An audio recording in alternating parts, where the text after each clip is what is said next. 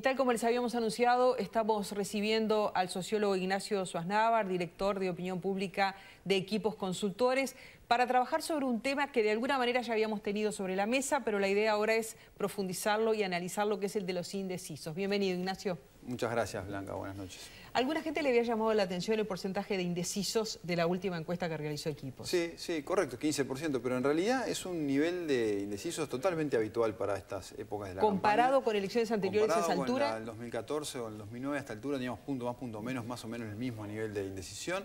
En general, el proceso de definición de estos indecisos tiene un empujón después de julio, cuando se definen los candidatos en la interna, y termina de definirse, digamos, en los últimos 45 días. Y como hay que recordar que siempre hay algunos remolones, como 5 puntos que termina definiendo la última semana o incluso el mismo día de la elección. Así que es totalmente habitual tener 15% de indecisos a esta altura. Vamos a ver cómo son esos indecisos. Sí, vamos a repasar primero cuántos son, nuestra placa de intención de voto por partido. Esto, reitero, es la encuesta de mayo que ya fue presentada aquí, simplemente la estamos recordando. Partido Nacional 32, Frente Amplio 30, Partido Colorado 13, Cabildo Abierto, Partido Independiente, Unidad Popular, PERI y Partido de la Gente 1%, 5% que dice que votará blanco o nulo, 15% indecisos, y evidentemente de la distribución de estos indecisos se puede marcar escenarios bien distintos, porque está claro que si todos estos indecisos fueran a votar al Frente Amplio, el Frente Amplio superaría la barrera del 40, se acercaría en este caso al 45,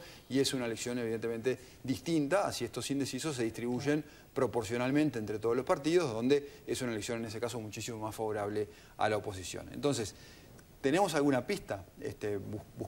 Hurguemos alguna pista a ver qué características tienen estos indecisos, a ver si podemos intuir o tener algún indicio de cuál puede ser su comportamiento político. Y comencemos por sus variables características sociodemográficas.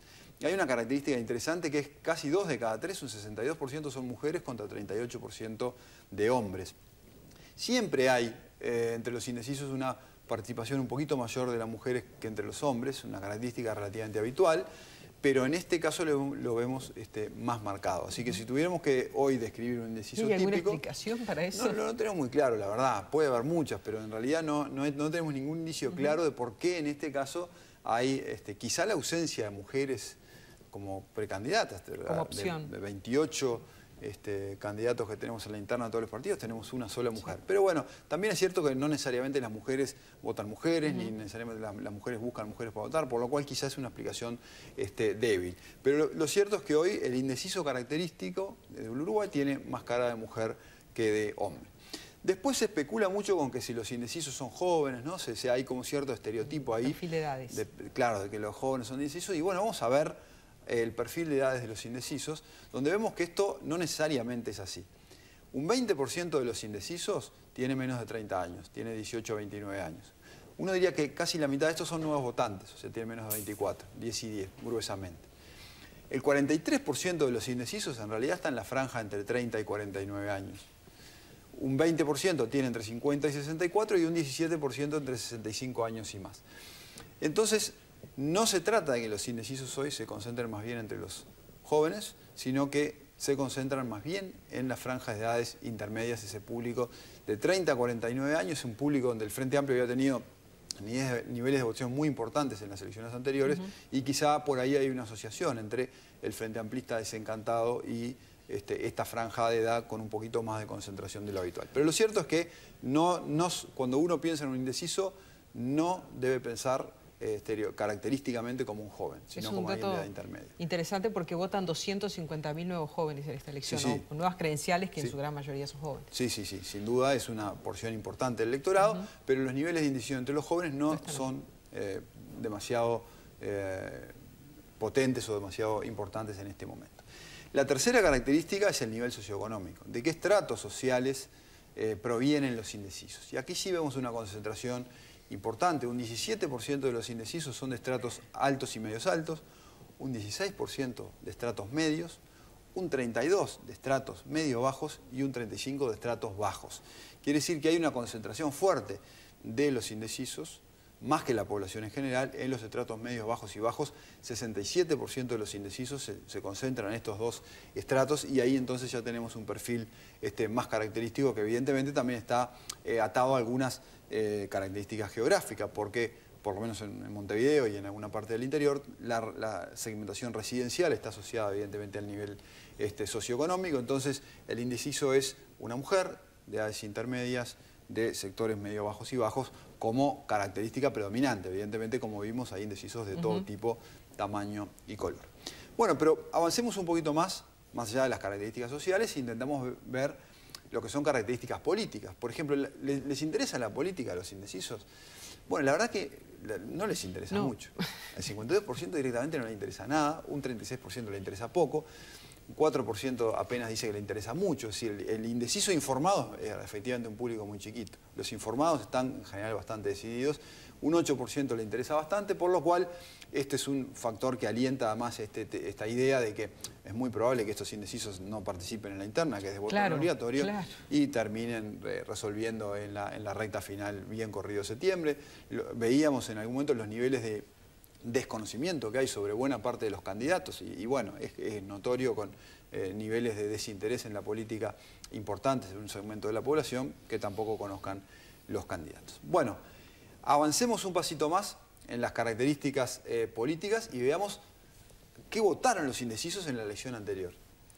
Nos metemos un poquito más de cuchara. Ya tenemos un dato interesante, el 27% no nos contesta. No nos contesta qué votó en la elección anterior. Es decir, ahí quiere decir. No quiere decir, no nos contesta. Un 21% nos dice que no votó, ¿ah? Pero en realidad ya sabemos que no son todos jóvenes, por lo cual, pero seguramente esta respuesta está inflada. Algunos pueden no haber votado porque justo se enfermó, no, estaba fuera del país, etcétera, etcétera. De estos 10 pueden ser efectivamente nuevos votantes, como veíamos, pero el otro 10, si no, probablemente esté también ocultando en esa respuesta de no voto. Algo está pasando ahí con esto. Entre los que contestan, hay más indecisos que vienen de votar al Frente Amplio en la primera vuelta, 28% que vienen a votar a los partidos tradicionales, 18%, pero vemos que por lo menos entre los que contestan no es una mayoría aplastante la que viene de votar al Frente Amplio en primera vuelta, que sería lo óptimo para el Frente si quiere captar a la enorme mayoría de estos indecisos como necesita electoralmente. Ahora, cuando le preguntamos a quién votó en segunda vuelta, el balotaje. A quién votó en el balotaje entre Tabaré Vázquez y Lacalle Pou, hay más gente nos contesta el voto, de hecho la enorme mayoría contesta, y ahí encontramos más frente amplistas, o por lo menos más votantes de Vázquez en segunda vuelta. Vemos acá que no contestas más bajo, igual hay algunos, pero casi la mitad de los indecisos dijo yo voté a Tabaré Vázquez en la segunda vuelta y un 23% dijo yo voté a Lacalle Pou. Este es un elemento que alienta a pensar que el Frente Amplio tiene más probabilidades que la oposición de captar en este segmento de indecisos. También es cierto que Vázquez no es candidato en esta elección y Lacalle Pou, si gana la interna, será candidato del Partido Nacional, pero por lo menos hay cierta expectativa alentadora hacia el Frente Amplio de este indicador. ¿Cuál es la definición ideológica de los indecisos? Dicho por ellos mismos. Dicho por ellos mismos, claro. ¿Cómo se autoidentifica en la escala izquierda-derecha? Al Frente le daría más tranquilidad si esos indecisos son de izquierda. Bueno, no hay buenas noticias para el Frente Amplio en este punto porque hay 9% que se define de izquierda o centro-izquierda, un 56% que dice que se define de centro, 17% de centro-derecha y derecha y 18% que no sabe, que en general también son aideológicos. Por lo cual, si sumamos el centro más el no sabe no contesta, tenemos un 74% de los indecisos no tienen posición ideológica. Entonces, el factor izquierda-derecha no es un factor relevante para entender la indecisión. Pueden haber votado a Vázquez en segunda vuelta, efectivamente, la mayoría lo hizo, pero no por ser de izquierda, sino porque siendo personas de centro, fueron puntualmente a votar a Tabaré. Entonces lo que necesita el Frente Amplio, o también evidentemente la oposición, pero en este caso el Frente Amplio, que es el que está más bajo respecto a su votación anterior, captar son electores identificados con el centro del electorado, no hay electores identificados con la izquierda o la centroizquierda. Bueno, y finalmente tenemos también otro tipo de indicador que es más evaluativo, de cuál es el humor de estos indecisos hoy con respecto, por ejemplo, a la marcha de la economía, que es uno de los indicadores de humor. Y bueno, muy poquitos indecisos hoy están viendo la economía funcionando bien, solo el 8% dice que la economía actual del país es buena, muy buena, un 44% dice, bueno, es más o menos, ni buena ni mala, no es terriblemente negativo, pero un 48% dice es mala, muy mala. Entonces, desde el punto de vista evaluativo, más de corto plazo, tampoco parece un público muy afín, digamos, o en este caso muy contento, digamos, claro, por lo menos con lo que ha sido la gestión del Frente Amplio. Entonces, los indecisos, como siempre, lo que ocurre es que tienen una combinación de características, opiniones, actitudes, etcétera, contradictorias. Si no fueran contradictorias, evidentemente estarían decididos. Lo que es difícil de anticipar es cuál de estas características va a ser efectivamente la que va a pesar más en la decisión, y una parte de la tarea de los partidos políticos ahora es no solo intentar modificar opiniones, sino intentar elegir cuál es el factor más importante, posicionar cuál es el factor más importante para que estos indecisos efectivamente tomen esa decisión. ¿Tú dirías que el insumo indecisos es algo que requiere una planificación teniendo en cuenta estos datos? Sin duda, porque es mucho más fácil captar un indeciso que para los partidos que intentar revertir los que hoy votan al partido. Entonces es como el botín natural.